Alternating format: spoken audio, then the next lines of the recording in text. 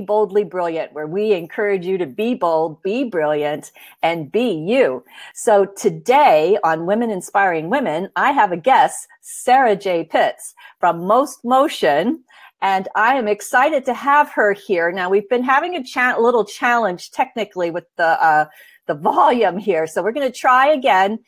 So let's see. Sarah, say hello. All right. So our problem has been that Sarah's volume isn't coming in. We've tried different things, haven't heard back from Be Live TV yet. So sorry to say that I'm going to have to invite Sarah back. You can find out about Sarah and Most Motion, Wiggle With Me, at mostmotion.com. So show that, whoops, sorry. I'm trying to get you here. So you can go to Most Motion to find out more about Sarah and preparation for the next time Sarah comes to be a guest on Be Live TV and Women Inspiring Women. So Sarah, I'm so sorry that, let's try one more time. Say hello, goodbye. Okay, everybody, we're sorry that this isn't working out today. We're going to give it another try another time. So Sarah, bye-bye. But stay tuned because we're going to continue on with a little bit of goal setting. All right, bye, Sarah. Sorry. All right. So, here we are live, right? And tech challenges happen. I'm so sorry that Sarah couldn't be with us today. She has an incredible program. So I hope you tune in next time when she comes on, because she has a lot of great stuff to share with, especially the Zengevity community. So everybody just stay tuned. All right. And if you have any questions or comments, be sure to put them down below and we will answer them as much as we can. So it's October, right? So Halloween, just a few days away. I'm going to start talking about goal setting. No, goals, goals. All right. So, today I was talking with someone about how they set their goals, and I was really taken by what they were telling me.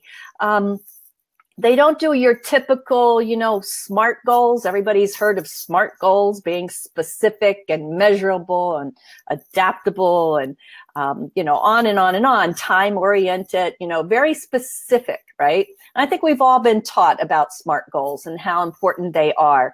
And I agree that it is important to have a specific date that you're going to complete your goal by so that you know what you're aiming for. I think it is important to be very specific with your goal, but I also think it's important to be really open about your goal and to know yourself in your goals.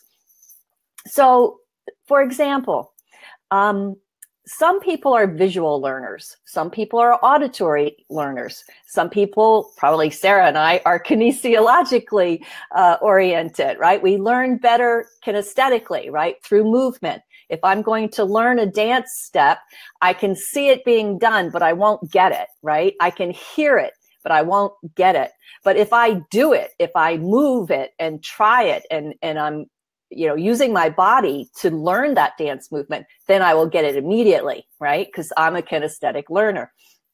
Now, we're all different kinds of learners. And whatever learner you are, that's what you want to use in terms of your goal setting.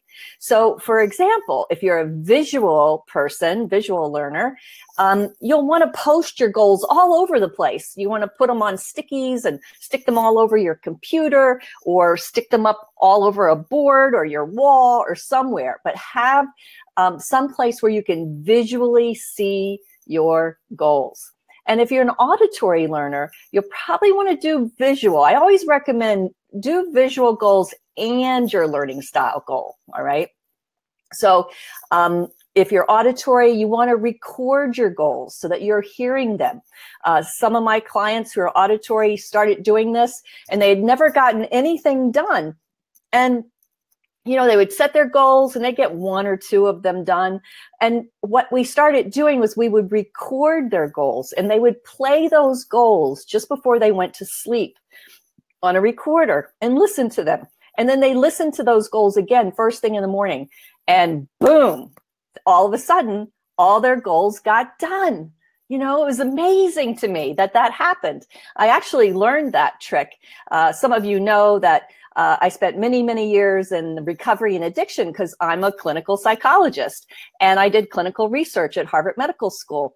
And part of that programs and all the programs all the research projects I did were always clinical programs. So I would have a group therapy, a group that would be, you know, working on getting recovery from cocaine addiction or heroin addiction. And they would have a lot of trouble with sleeping and with staying clean, right? So one of the things that we did was I would make an audio tape of helping them to sleep and to seed it with recovery information. And it worked. It worked really, really well. And so I just applied that technique to goal setting. And my auditory learners, they've done incredible. And all this time, they really thought they just, you know, were procrastinating, or they thought they weren't, you know, good enough at getting things done. And they had all these like things they were telling themselves that just weren't true. It's just they were natural auditory learners. And once they put that auditory practice into place, boom, right? They started really achieving their success and their goals. Now, if you're a kinesthetic learner like myself, it's really important to move while you're doing your goals. So like walk the goals. I like to start out in the morning. I like to stretch, and I do something called the 5 stages of healing or the 5 stages of movement. And if you're not familiar with that, that's sort of like how we all learn to walk, right? So we start out, first stage of healing or the first stage of movement is amniotic, right? You're in the womb and you're moving, right? We start moving right in the womb.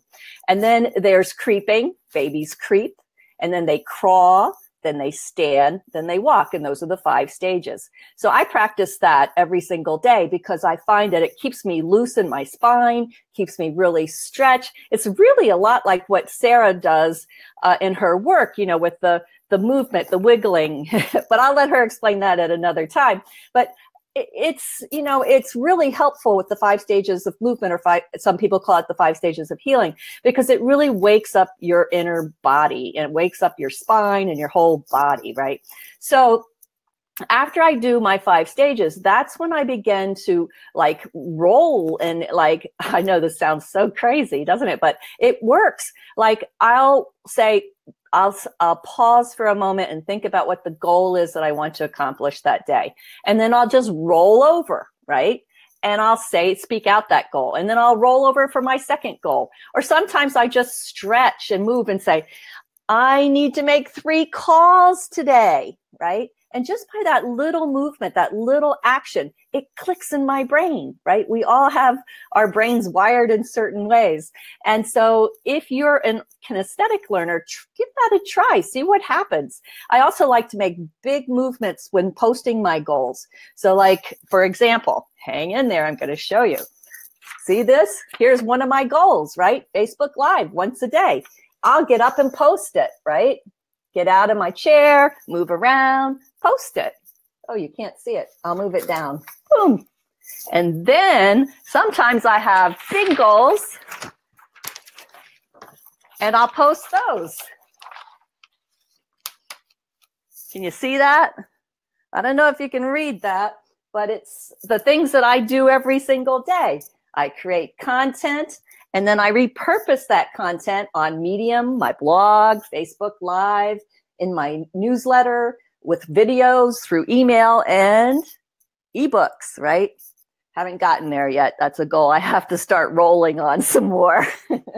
And then I network with people. I think that's really important. And I work on my services or products, how I help people.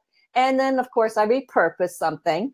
And I also spend some time studying. I don't know if everybody does that, but I spend an hour a day studying on how I can improve. You know, I think personal self-development is so important. And learning about, you know, how to improve your business or improving your life is just really important. And so I invite everyone to think about that. How spending an hour a day to improve yourself. Maybe it's just listening to a podcast or watching a video on YouTube, or reading, you know, a couple of chapters of a motivational book, but doing something that helps you become a better person. And then, of course, social media. We all have to do our social media, right? And so that's my take on goal setting after talking with this woman who was saying, you know, I just never get my goals done. I don't know why. And I thought to myself, you know, she has to figure out what kind of learner she is and begin to apply the principles of those learning styles to her goal setting. So maybe I'll invite her to be on the program sometime in the future, and we'll see how she's doing with that.